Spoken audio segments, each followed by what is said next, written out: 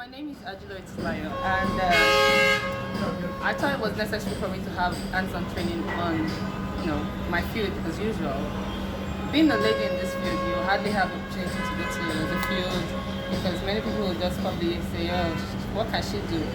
But coming to the training really helped me to see how it's practically done, and we even had a roof climbing experience, which I was a part of, and that's been very encouraging. And yes, I would definitely recommend anyone that wants to go into the solar business to come and see, how it's done and have an idea of how they go about it. And the price, I even got a 50% discount. So definitely, I got times two more than what I actually paid for. So that's a good job to Ashdam.